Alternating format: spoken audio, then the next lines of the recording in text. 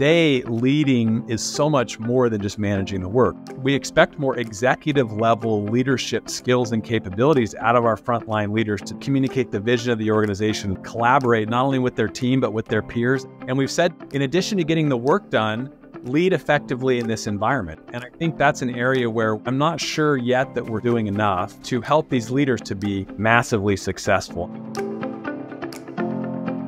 Welcome to a new episode of the What Works podcast series. Today we're joined by Paul Walker, CEO of FranklinCovey, who brings a wealth of knowledge on leadership development and organizational strategy. In this episode, Paul delves into the evolving challenges faced by leaders in today's dynamic work environment. This conversation is packed with valuable insights for anyone looking to enhance their leadership capabilities and drive cultural transformation within their organization. Let's take a listen. Paul, welcome to the What Works podcast. I'm so excited to have you here. Oh, it's great to be here, Kathy. Well, thanks for joining me. And so I know we'll talk a lot about FranklinCovey, but before we talk about FranklinCovey, I want to hear a little bit about you, Paul. So tell us about who Paul is and a little bit about your background. Okay. Well, so I'm Paul Walker. I'm the CEO at FranklinCovey. I've been with FranklinCovey 25 years. I was in a front level, kind of entry level position when I started with the company, and I've had a chance to play a lot of different roles and see a lot of different things in the company. But it really has been kind of from the front level to the CEO level job, I kind of kick myself and say, how could that be the case? But it has been the case for me. I guess it's right place, right time, and very fortunate in my career. Personally, my wife, Melissa, and I, we live in just south of Salt Lake City, Utah, where we're headquartered. The company's headquartered in Utah. We've got 4 kids, and we are big skiers and outdoor enthusiast runners.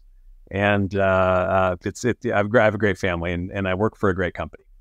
So you said you started with a frontline role, which is interesting. So what kind of frontline roles do you have at FranklinCovey? Yeah. So FranklinCovey is about 1,000 associates today around the world. And we go to market around the world in about 15 countries directly. And then we have this fantastic group of partners, licensee partners that help us cover the rest of the world. And so our clients are truly multinational, global companies of all sizes.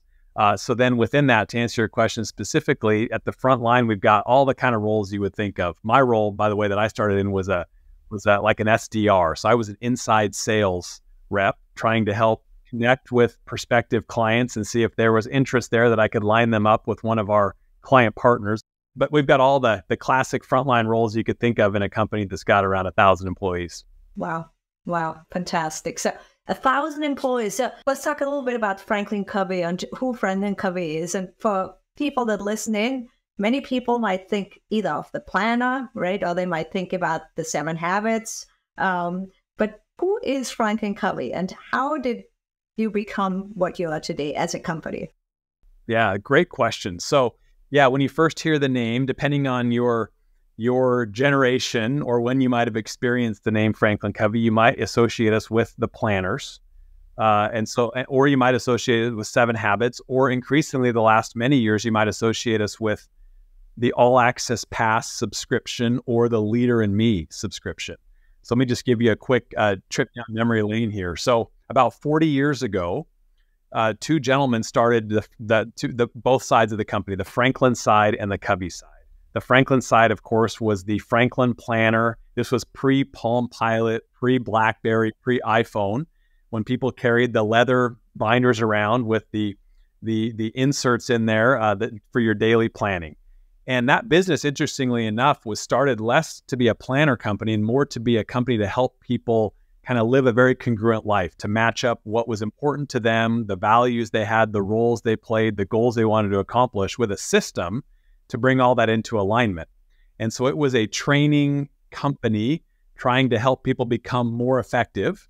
And companies started to buy this, like crazy for their employees because they wanted their employees to be as effective as they could be.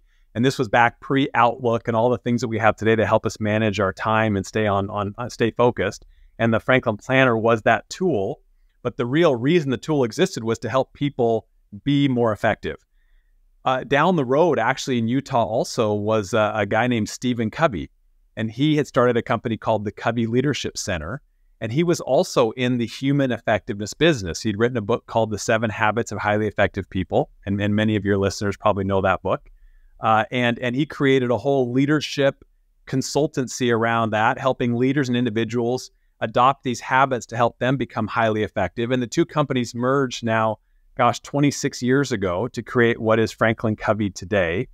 And the mission of the company is largely still the same as it was back then, partnering with organizations, partnering with leaders to help those leaders create the conditions for their people to be highly effective, to be well-led, to come together in a high-trust, inclusive culture, and to get everybody aligned and moving in the right direction to accomplish the organization's most important goals. We call that whole thing collective action. And so at our core, we're a behavior change company helping people adopt and establish the behaviors that will provide maximum effectiveness for that organization to perform at the highest levels possible. Got it. Wow. So all in the business of really making behavior change at scale, you said, right? So helping people become more effective, changing behaviors, enabling leaders, probably also enabling culture. So where do you fit in the whole market? Are you a leadership development? Like, if people want to put you into a kind of a box, where would you see FranklinCovey fit? Yeah, great. It's a great question, Kathy. So if there was a box called the people performance partner to leaders, that's the box that I would put us in. And let me just step back and describe kind of how we view the competitive landscape or the industry landscape out there on a continuum. On one end of the continuum, you've got consulting firms. And they're oftentimes engaged by companies to help them think through strategy and then to help them align the operations and the organization and maybe even the structure of the company in pursuit of that strategy. That's not us. We'll come in and follow those strategy firms to help our clients. On the other end of the continuum, you've got a lot of the what we call the library skills providers. They are focused a lot on the skilling and the upskilling of large groups of people inside organizations that's consistent with that strategy. And there tends to be, historically, there's been a real technical focus there, a digital focus on those skills. We have some of that, but where we play is kind of squarely in the middle of this continuum. Once an organization is clear, as they get clear on the strategy that they're pursuing, and they've got a plan or the beginnings of a plan for what the technical skills are going to need to be to help make that strategy come to life, there's still this third component which sits here in the middle, which is, are the people in the company, up and down the company and across the organization, are they ready and are they supported and equipped to help make that strategy come to life?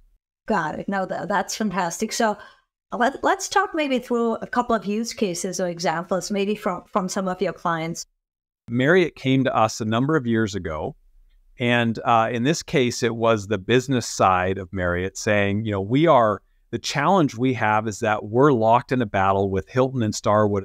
There had just been an article written for Lodging Magazine that was titled The Sea of Sameness, the SEA of sameness. And the point was that as a consumer, you could no longer tell a difference between Marriott, Hilton, or Starwood. You'd go to their hotels, and it was a very uniform and similar experience. And Marriott said, you know what, we're going to deliver better results than they do, and we're going to focus on guest satisfaction as the defining difference between Marriott and these other brands. And what Marriott knew, like all organizations or lots of organizations do, is they knew what the key inputs were around guest sat. They knew that there were better performing hotels around guest sat than average and lower performers.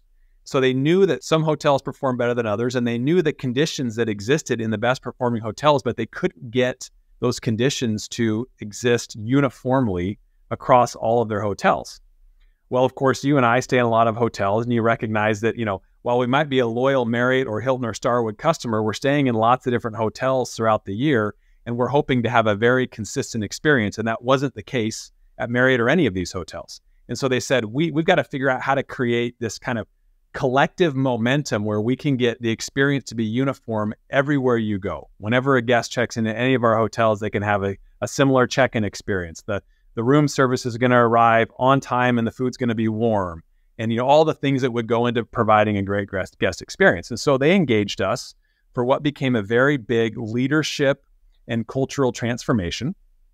And we became the partner to them and have been now for more than a decade at driving their guest satisfaction. So we engage with their leaders and their whole operations team, and we train thousands of people a year at Marriott.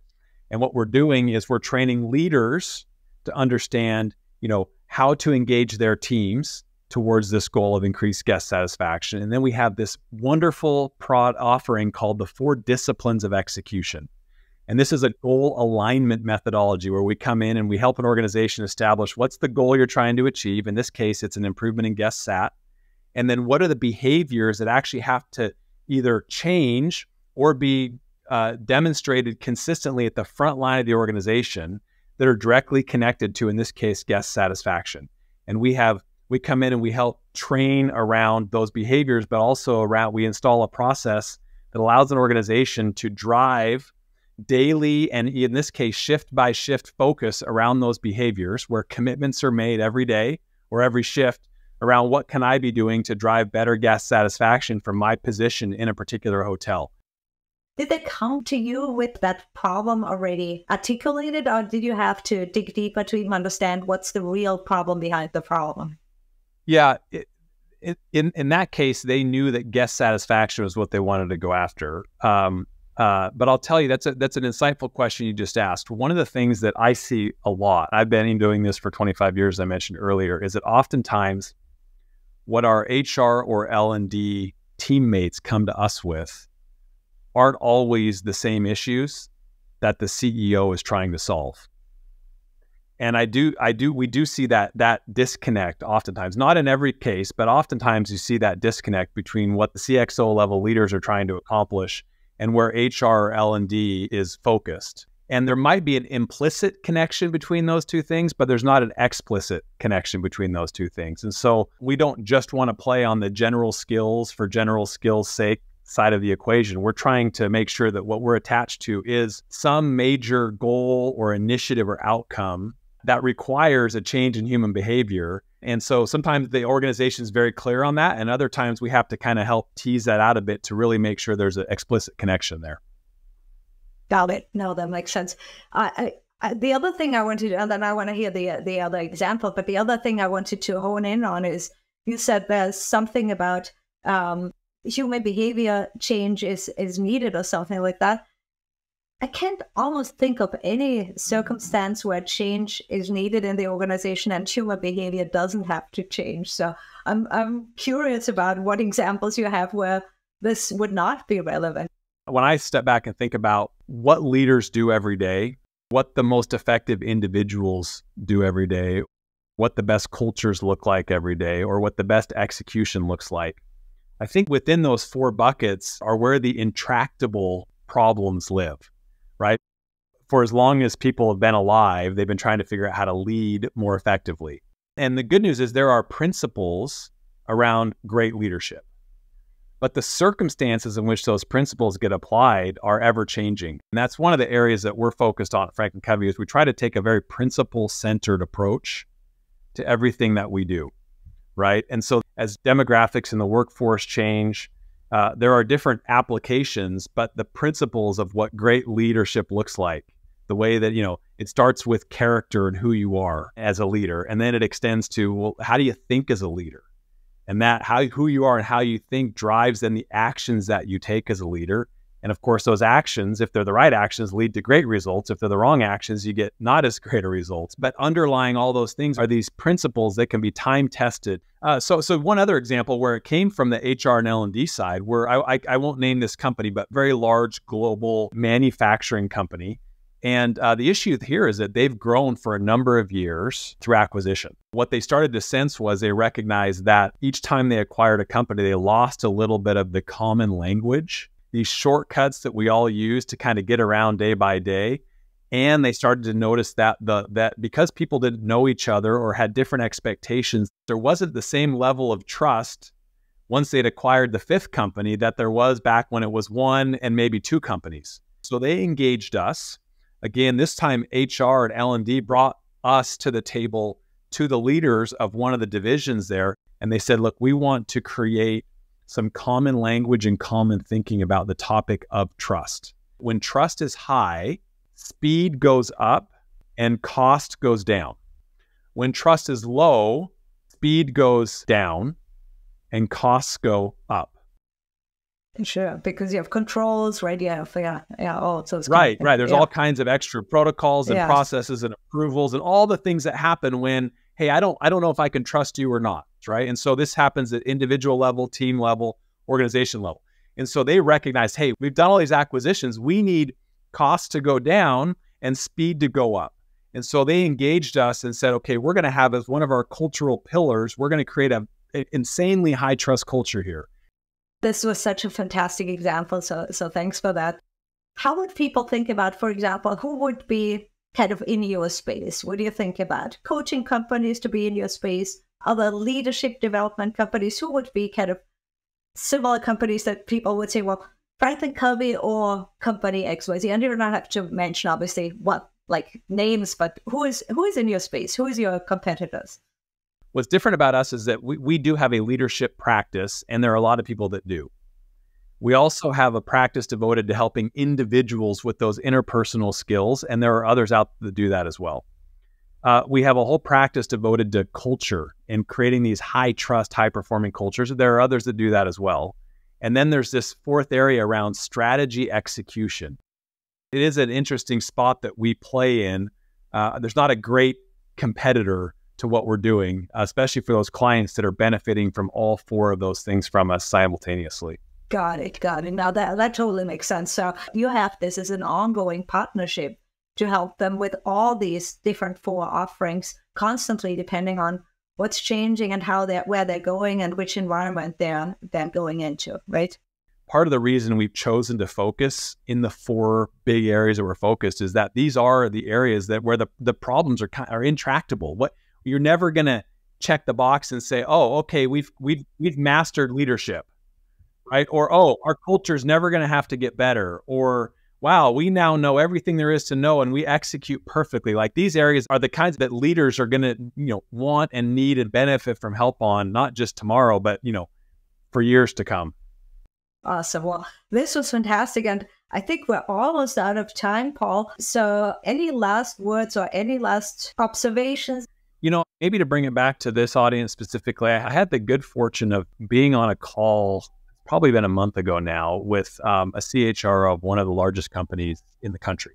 But this individual, we were just talking about, what are some of the challenges that we collectively see? And I asked, what's the challenge that they're seeing? And in this case, this individual shared that one of the things that they're most focused on right now is the many thousands of people leaders they have in their company and equipping those people leaders better than they have heretofore. And we got into this discussion about why is it so difficult today to be a people leader? It used to be you became a people leader, especially at the front line of an organization, because you knew how to do that job better than the other people on the team. And that was all that you needed to do because you had all these layers above you of people who had done your job and they'd done that person's job and that person's job. And so these layers helped communicate information and they helped, kind of make sure the business is running the way it needed to run. And you as the frontline leader just needed to make sure your team was getting done what needed to get done. And you really kind of managed the work. Today, leading is so much more than just managing the work, right? It's managing the work in a remote or hybrid environment with, situations where you have multiple generations in the workforce at one, on your team at the same time, where the layers above you have been cut out and there's fewer layers between the front line and the CEO now than ever before because of technology. It makes that possible, but that puts all these extra pressures on the first level leader who now isn't just a manage the work type leader. They're really we expect more executive level leadership skills and capabilities out of our frontline leaders today. And so we've left to them the need to, really communicate the vision of the organization well, make sure that they can collaborate not only with their team, but with their peers and up into the organization as well. They need to be able to be experts at giving and receiving feedback and selecting the right kind of talent and creating the environment to retain that talent, by the way, that's working from their bedrooms, right? And so you're dealing with these high stakes conversations. People's emotional well-being is maybe a little bit more fragile than it was in the past, right? There's a lot of mental and emotional health challenges out there at a greater level right now. And so we put all this into the mixing pot and we've said to our leaders, hey, in addition to getting the work done, lead effectively in this environment. And I think that's an area where we all, as kind of practitioners and experts and partners in this space, we all can see the connection, but I'm not sure yet that we're still doing enough to help these leaders who are the leverage point in our organizations for everything we're going to go accomplish, to really set them up to be massively successful. And I think that's something I'm seeing a lot of, and I think hopefully, I imagine your listeners are as well, as something that we're certainly trying to contribute to at least some of the answers there as well. Wow, fantastic. Thank you, Paul. We've covered so much ground. I really appreciate your time. This was such a fantastic conversation. I can't thank you enough. Kathy, thanks for inviting me to join you today. It was great to see you again. Thanks for tuning in to this episode of the What Works podcast. Wasn't it fascinating to hear Paul's journey from frontline employee to becoming the CEO of the company over 25 years? Talk about what great place to work that is. Also, we learned about how FranklinCovey evolved from the merger of the Franklin Planner Company with Steve Covey's company that was built around the 7 habits of highly successful people. If you read that book, if you used the planner, you know what this is all about. But it really set the stage for the current focus of the company of enabling behavior change at scale so they can help individuals and organizations to become more effective. That's what helped Marriott significantly improve customer satisfaction and also differentiate from the competition. We hope you found this episode useful. Stay tuned for more episodes where we explore innovative strategies and what works in today's world of work. Until next time.